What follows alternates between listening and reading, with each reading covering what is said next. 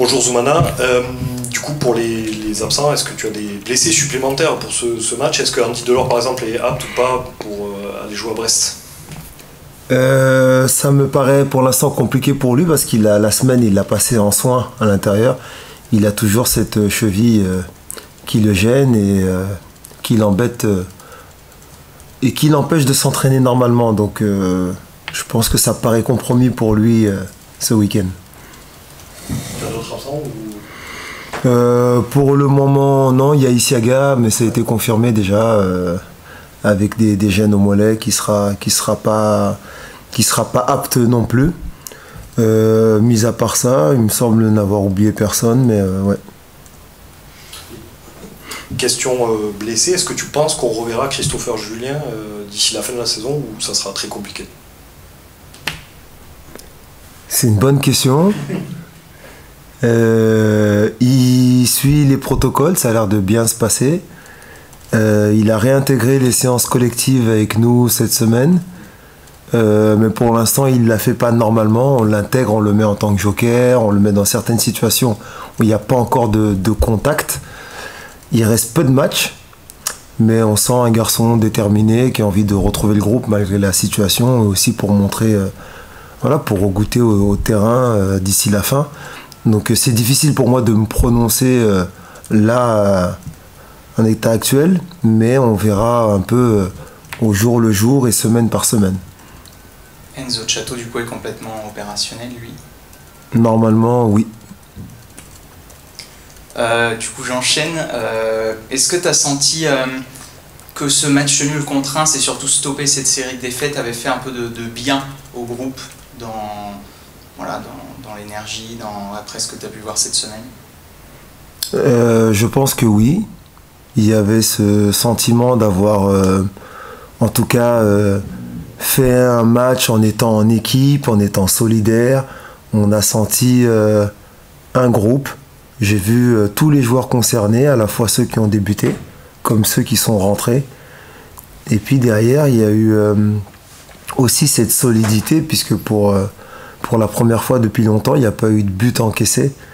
Donc, bien évidemment, il n'y a pas la victoire. Mais dans le contenu et dans pas mal de choses, il y a des choses positives. Donc ça, forcément, les joueurs, ils se raccrochent aussi à ça. Et ça peut ramener, entre guillemets, un peu plus de sérénité et de bonne humeur. Ça, c'est évident. L'étape supplémentaire maintenant, c'est d'être arrivé de remarquer un but. Comment rendre la confiance aux attaquants qu'on a l'impression qu'ils n'osent pas se lâcher? C'est aussi ton impression? Oui, de toute façon, marquer des buts dans le football, c'est ce qu'il y a de plus difficile, de plus compliqué. Pour marquer des buts, il faut être mentalement libre. Il faut oser, il faut tenter des choses, il faut avoir de l'audace. Et ces derniers mètres, c'est le talent des joueurs qui parlent. Au-delà de ça, dans ce que j'apporte, j'essaye d'amener du monde dans la surface. Parce que si on reste en bloc bas et qu'on envoie un joueur partir en contre, c'est sûr que ça va être compliqué. Et donc, c'est d'essayer d'avoir une certaine maîtrise quand on est haut de temps en temps et laisser le temps de s'organiser pour pouvoir amener le ballon et beaucoup plus de joueurs dans cette surface pour pouvoir créer des situations et être dangereux. On arrive à le faire. Après, il y a quelquefois le dernier geste ou avec un peu plus de lucidité et de calme. Mais c'est des choses qui se travaillent au quotidien et on va continuer là-dessus jusqu'à la fin de saison. Est-ce qu'au-delà de marquer à nouveau un but, gagner à nouveau un match, ça fait partie un petit peu de ta feuille de route sur cette fin de saison pour continuer de tourner les pages de cette saison très compliquée? Il n'en reste que 3 matchs, mais est-ce que toi, c'est quelque chose vraiment que tu aurais envie? Ça, c'est la finalité, en fait.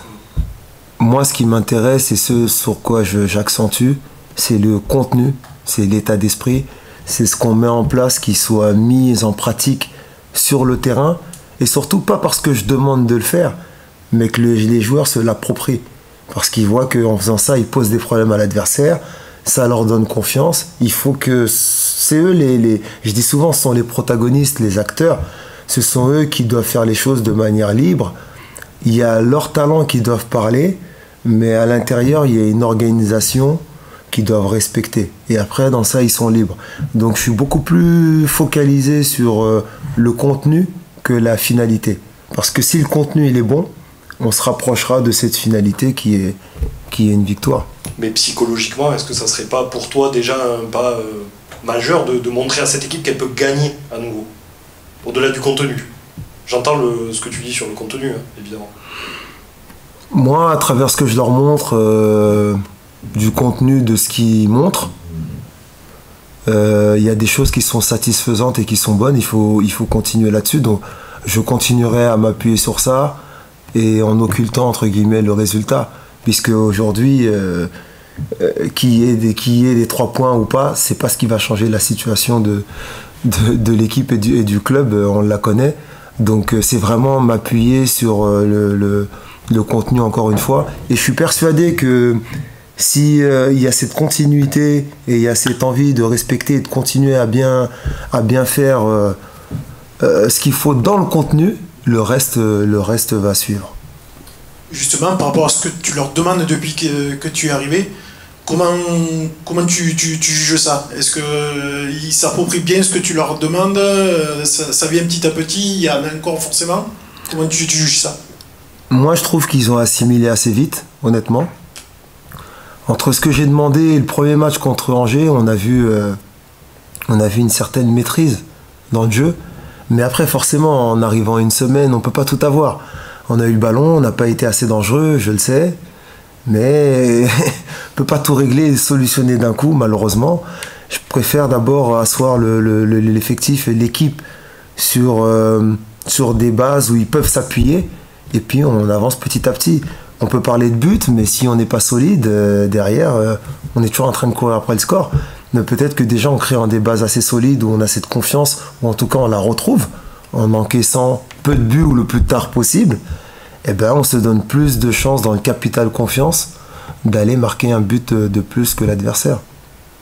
Je reviens, Zoumana, sur le fait de marquer justement des buts. Est-ce que tu te retrouves dans une position un peu compliquée de dire on a face à Reims trouvé la solidité défensive, il ne faut pas non plus qu'on la perde au détriment de vouloir aller marquer des buts? Est-ce que ce fameux équilibre, tu es un peu sur la ligne de crête pour le trouver?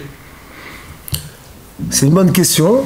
De toute façon, dans ce que je leur propose, j'essaye toujours de trouver l'équilibre entre le moment où on attaque et celui de la défense, parce que j'estime que quand on attaque, on doit déjà penser au cas où le ballon est perdu, est-ce qu'on est bien positionné ou pas pour pouvoir la récupérer de nouveau, ou en tout cas éviter des transitions et des contres. Maintenant, plutôt que d'être déjà focalisé sur l'attaque, c'est pourquoi pas de refaire un match où on continue à être solide. Et puis après, on verra.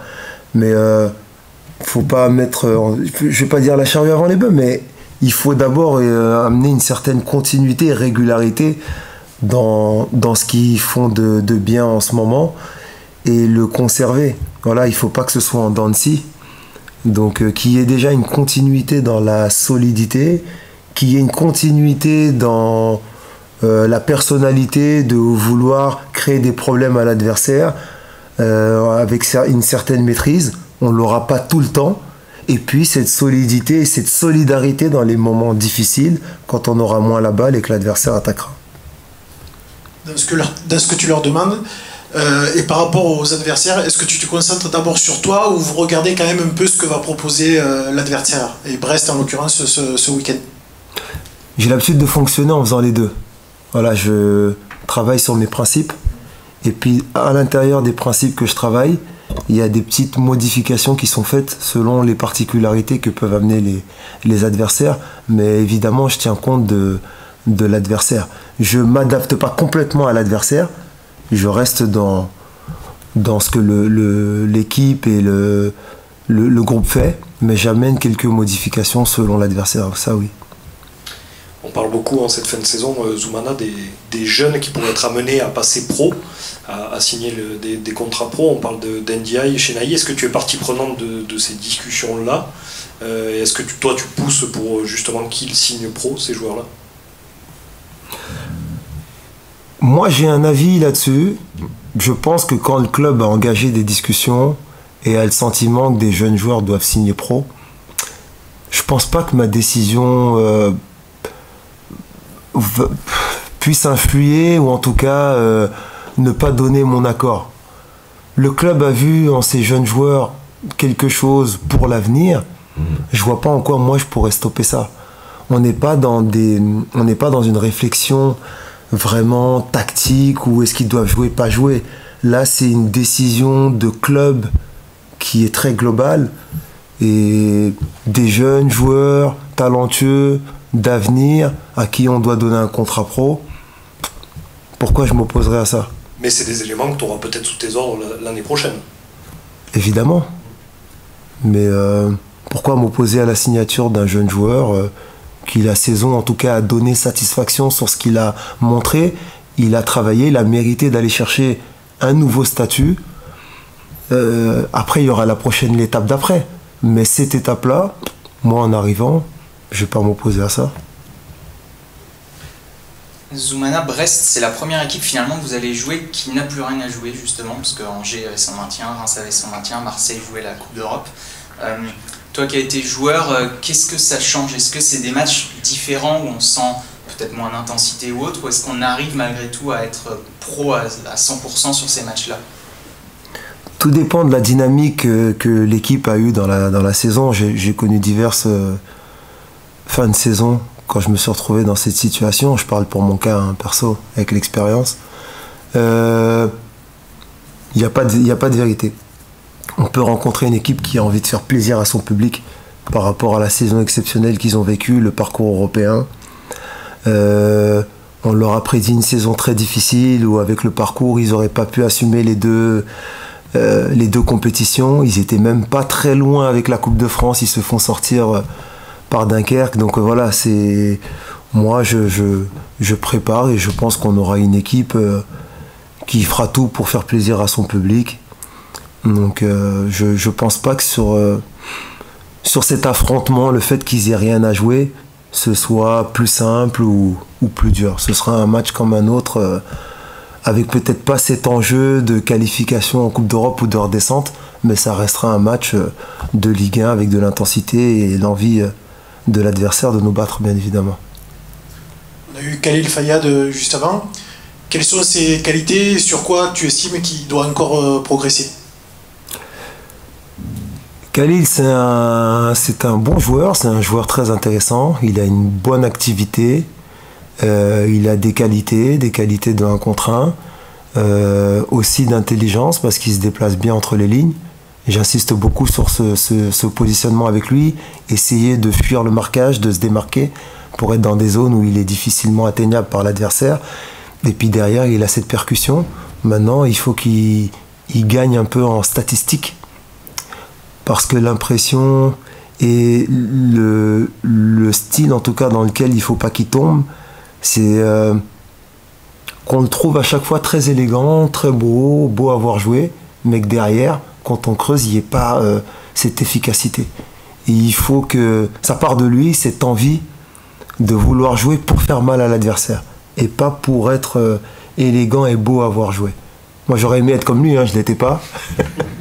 Mais c'est évident qu'on va continuer à travailler dans ce sens-là. C'est un jeune joueur, mais c'est un joueur qui a un bon état d'esprit, qui est à l'écoute. Donc, est-ce que c'est pour ça que tu le laisses libre? C'est ce qu'il nous disait, que tu lui laisses beaucoup de liberté sur le terrain, dans ce rôle un peu hybride à gauche et à la fois dans l'axe?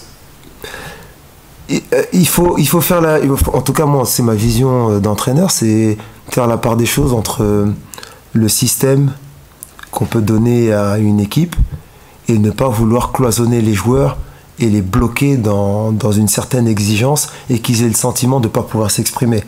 Moi, ce qui m'intéresse, c'est une certaine discipline dans le bloc équipe, dans ce que je demande les uns par rapport aux autres. Mais après, à l'intérieur de ça, ils ont la totale liberté de pouvoir s'exprimer et de donner le maximum de leur talent. Donc ça, c'est important. En vue de l'avenir, ça fait forcément partie des joueurs sur lesquels on se dit que Montpellier pourrait s'appuyer pour reconstruire en Ligue 2. Est-ce que toi, ça ferait partie des joueurs que tu aimerais conserver pour la Ligue 2? Il n'a pas répondu tout à l'heure sur le fait qu'il resterait ou pas. Est-ce que toi, tu as envie qu'il reste? C'est difficile aujourd'hui de se prononcer sur mes envies et la réalité qui va coller à ça. Moi, demain, je peux vous faire une liste des joueurs que j'ai envie. Et puis... Ah, tiens. Comme par hasard. Et puis derrière, la réalité. Je peux vous faire une liste. Et demain, à la fin du championnat, les premiers courtisés sont ceux de la liste. Donc c'est compliqué pour moi. On va se réunir à la fin et puis on va se poser avec les dirigeants. Et s'il faut avoir des entretiens avec les joueurs, on va aussi voir. Parce qu'il n'y a pas que mon envie. Il y a l'envie aussi des joueurs de vouloir continuer cette aventure un cran en dessous, mais pas juste pour la continuer et rester là. Avec l'envie de vouloir changer et ne pas revivre ce qu'ils ont vécu cette saison.